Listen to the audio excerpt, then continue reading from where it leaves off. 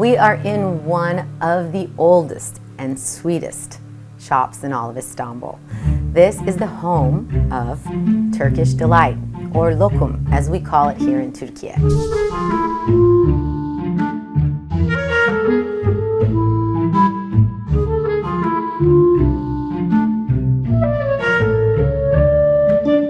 This delicious, gummy, flavorful bundle of joy that all of us love to consume was actually created in this shop over 250 years ago. Now I'm here today with Leyla Celalian. She is a 6th generation confectioner, and she is the great granddaughter of the original Hacı Bekir, who made the Turkish Delight as famous as it is today.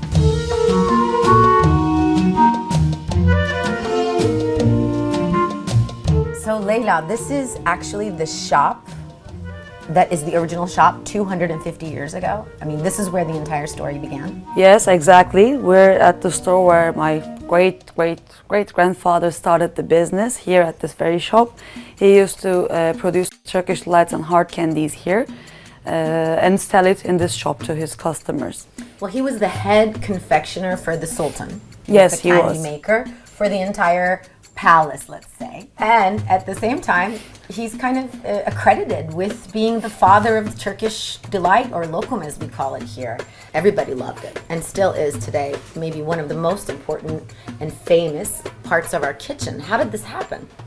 Actually, the oldest Turkish Delight recipe, the Turkish Delight used to be made with carob molasses and honey and flour. It was my great-grandfather who observed the innovations in food industry and learned about cornstarch and refined sugar at that time, and he replaced carob molasses and honey with refined sugar as sweetener, and he replaced cornstarch with flour to give its consistency.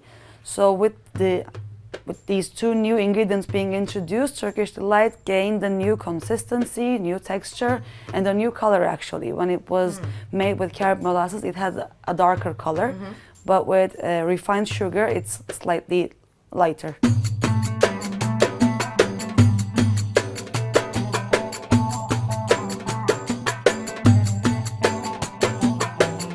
I know there's kind of like a myth or legend about Turkish Delight, or Lokum, and it goes, as far as I know, that the Sultan decides, I need to give them something very sweet, his harem, and beautiful to show them that I care about them, and he asked his confectioner, your grandfather, to come up with something, and that it became kind of a symbol of love after this.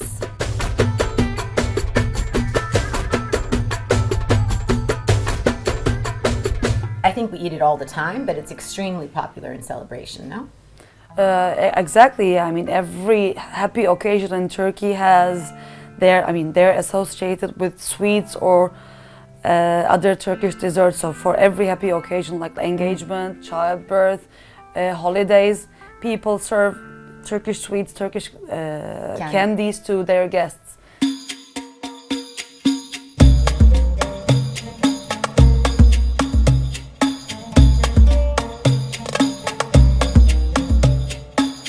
So there's a lot of different candies here. Now, this is the original Lokum style, cut up small. How many flavors are there now of the original? I mean, there's probably an endless variety of flavor that you could actually create in them. Yeah, that's true, but we're producing more than 30, including the seasonal ones we have. Wow. And what's the most popular? The most popular is the one with pistachio. My favorite, covered with the coconut, or no? No, no coconut, just with, plain. yeah, powdered sugar. Well, Rose is also popular, especially among tourists, because I think when you ask a Turkish people about what a Turkish delight is, 90% would say it's with pistachio, but if you ask a European, for example, they will say it's with rose.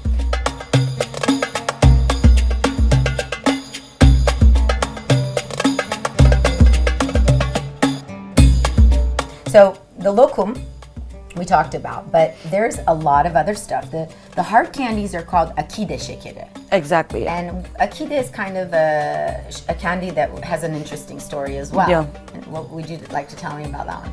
Akide comes from the word akit. Akit means like, we can say deal.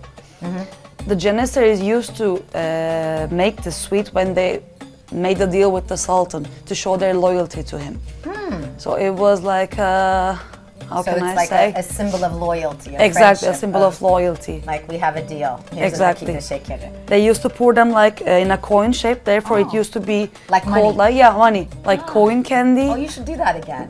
Sometimes we do, but this way, I mean, it looks better and it's more convenient to produce it that way. I love them.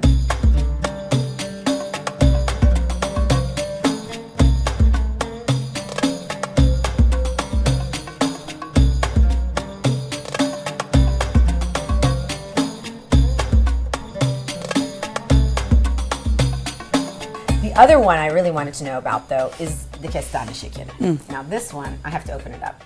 I have to open it up Sure. because this happens to be my favorite. Chestnut candy. Yes, this is called Heaven in a small package. So this beauty is soaked in, well, it's boiled and then soaked in syrup, Yep. basically. It's very simple.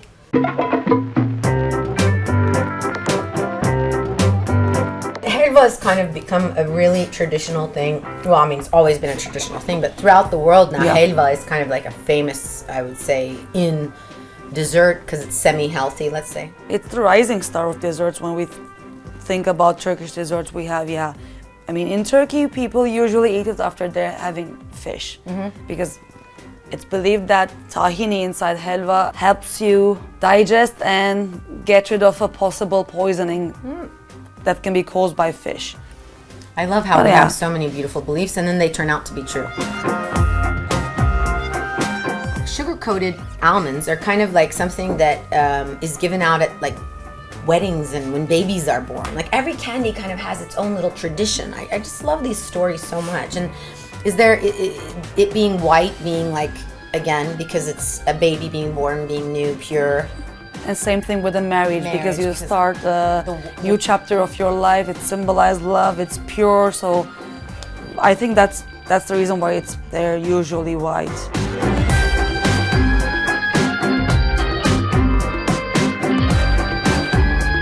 So another very interesting, I would say candy-ish thing that we have is the losa şerbeti.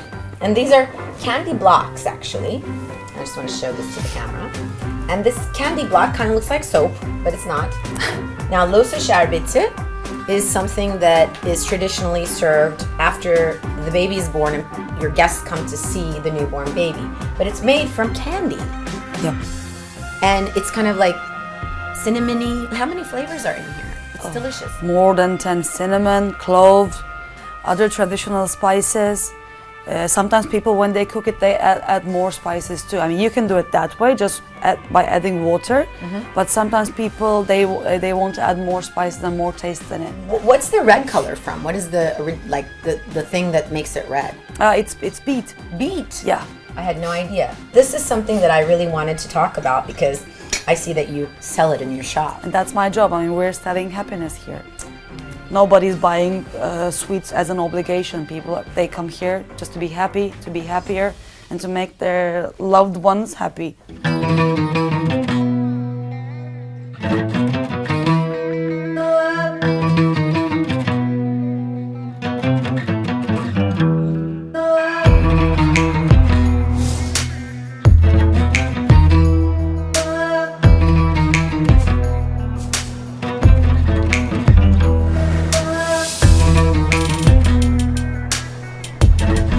The candy that changed the culinary scene for all of the world, actually, is Turkish Delight, or Lokum, as we call it here in Türkiye.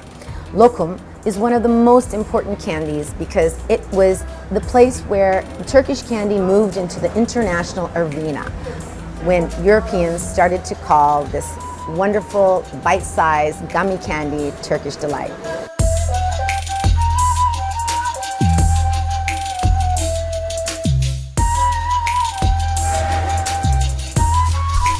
Today, you can find Lokum shops all over Türkiye, and when you do, please make sure you try some of the new flavors. They have gotten very, very creative, and you can get everything from Lokum that is covered in the petals of roses to pistachios filled with just about anything that you could possibly imagine. This is one of the sweetest parts of the Turkish kitchen, only in Türkiye.